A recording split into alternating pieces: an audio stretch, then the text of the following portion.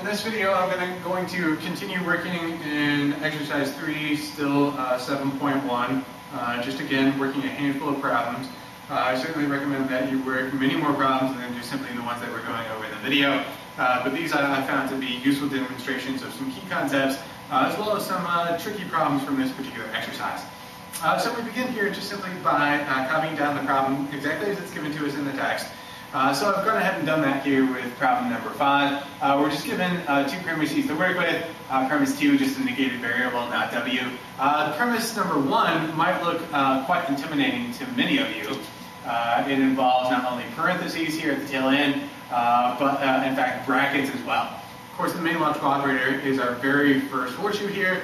So we know, before we even look at the conclusion raster derive, we know we're going to have to break down line number 1 into its simple components until we, and here the conclusion serves as a guide, we're after not x until we can get that x out of line number 1, and in fact negate it.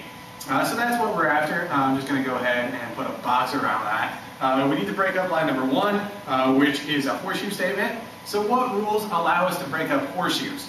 Well, we got several at our disposal, but take a look ultimately at what we want.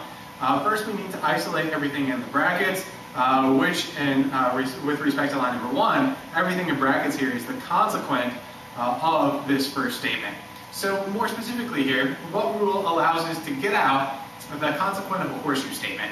What rule allows us to get out the consequent of a horseshoe statement? Well, that of course is going to be modus ponens. But to do modus ponens, we need the antecedent by itself. The antecedent is not w, and that's exactly what we have in line number 2. So if you didn't see that immediately, well, this also seems to be the only option at your disposal. Given our 4 rules in these 2 lines, the only thing you can possibly do is in fact 1 and 2 modus ponens. So there's my justification, and what I'm allowed to derive for my newly formed line number 3 is the consequent of that horseshoe statement. They're everything contained in brackets. Not w, horseshoe, parentheses, x, horseshoe, w. So I'm a little closer at isolating that x. Line number 3, the main operator, once again, is a horseshoe. We need to bust that up and isolate the consequent here. So again, what rule allows us to get out the consequent of a horseshoe? Well, that's going to be modus ponens. Notice here we've already used modus ponens once, but in fact you can use these rules as many times as you need to use them. Don't think just because I used modus ponens once, therefore I can't use it again. Not at all the case. Further notice that we've already used line number 2 once, but that same thought here applies. Just because we've used line number 2 once doesn't mean that we're done with it. In fact, we're going to have to use it once again. This time, the only other real move we can make now that we have line number 3 is, it seems, to do this time 2 and 3 modus ponens. And always think to yourself, every time you formulate a new line, in this case, I got line number 3, think to yourself, why did I do that? Why the heck did I do that? How is that going to be useful for me? What else can I do with that? Well, the main operator is the horseshoe, so think to yourself, how can I break that up? Beginning to isolate the x, and it ought to be fairly clear that the next move, stands to reason, ought to be 2 and 3 modus ponens. So as a result, horseshoe statement, antecedent by itself, we get out the consequent for this time line number 4, x horseshoe w. So we're getting closer, we're making definite progress, but we're not there yet. Line number 4 doesn't match up perfectly with the conclusion raster derive, so we need to plug away. We're after not x, and here we just simply have an x as the antecedent of line number 4. So what essentially we want is the negation of the antecedent to line number 4. And what rule allows you to get out the negation of the antecedent? Hopefully it begins to jump at you like a sore thumb. The rule that allows us to get out the negation of the antecedent is, of course, modus tollens. But to do modus tollens, you need the negation of the consequent. The consequent is w. The negation of that would be not w, and that's exactly what you have up here in line number 2. So to finish things off, we can do 2 and 4 modus tollens, horseshoe statement, negation of the consequent, and we're allowed to get out the negation of the antecedent, which would be not x. Exactly the conclusion raster derived, so we're now finished with number 5. From here, I'm going to jump ahead quite a bit in the exercise, but again, I encourage you to work many problems between numbers 5 and 14. So skipping ahead to 14, this time we're not just simply given 2 lines to work with, but in problem 14, as it turns out, we're given 4 lines to work with. So a lot more information to sort through, making it a little bit more complex, but certainly not more difficult. It's longer, but not necessarily harder. It'll take us a few additional steps to get through it. What many students find confusing about line number 4, what many students find confusing about problem 14 is the appearance of the triple bar in lines 1 and 2 respectively. You'll notice in the first 4 rules that we've learned here in 7.1, none of them deal with the triple bar. So you might think to yourself, there's a triple bar, how the heck am I going to work that problem? Well, long story short here, you're just, as it turns out, essentially going to ignore it. And I'll speak about that here in a little bit more depth momentarily. For now, let's turn our attention to the conclusion. We're after a not P, so let's go looking for a not P in the info that's given to us.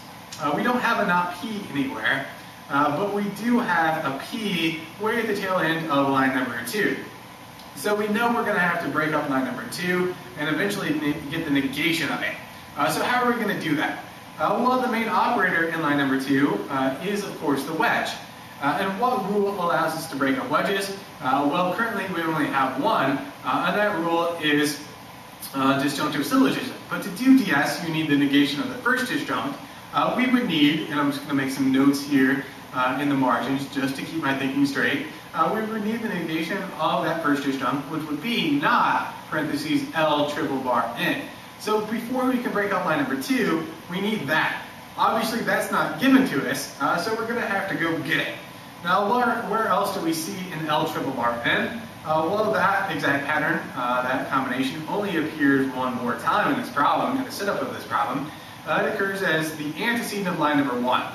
We want the negation of an antecedent. Well, the rule that allows us to do that, of course, is modus tollens. To do that, we would need the negation of the consequent. We would need not C, which is what we have in 4. So the thing to do to start the problem seems to be 1 and 4 modus tollens. Horseshoe statement, negation of the consequent. We get the negation of the antecedent, which would be not parentheses. It's important that you keep it in parentheses. We want the tilde to negate the entire statement and not just the first variable, not just the L. So not parentheses, L triple bar N. Now we've got what we were looking for to complete a disjunctive syllogism with 2. Wedge statement, negation of the first disjunct, so 2 and 5 DS, and we're allowed to get out the second disjunct, whatever it should be. In this case, it's complex. Everything there in parentheses. P, horseshoe, not E. We're not done yet, we need not P. We're a little closer. P here occurs as the antecedent of a horseshoe statement.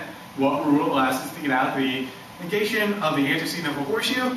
Well, again, we've seen this pattern many times already, even though we've just worked through a handful of problems. It's going to be modus tollens. To do modus tollens, however, you need the negation of the consequent not E, which we don't have. So we're going to have to go get ourselves the negation of that consequent, which would be not E. So where can we come up with a not E?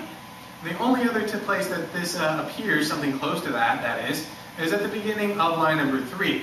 At the beginning of line number 3, the antecedent there is not E. We need the negation of that not E. So it sounds like another modus tollens. In fact, this time 3 and 4, we can do that. 3 and 4 modus tollens. And we get for 7, not E, which is precisely what we need now, utilizing this time 6 and 7 modus tollens, to get for line number 8 our not P. Now some of you might have started the problem by doing 3 and 4 modus tollens, and if you did, nothing wrong with that whatsoever, nothing wrong with that at all. Whatever jumps out at you first, by all means go ahead and start the problem there. I put it off until a little later, thinking my way through the problem step by step by first identifying the location of the P, and then sort of working backwards, engaging in a little reverse engineering.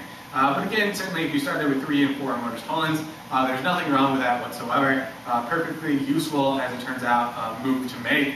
I just didn't employ it until down here at line number 7. You'll also notice that as compared to the earlier problems that we worked, the problems are getting a little longer. Not too terribly bad just yet, but we had 1, 2, 3, 4 steps and a total of 8 lines until we got it just like we wanted. And that increasingly will become the norm rather than the exception.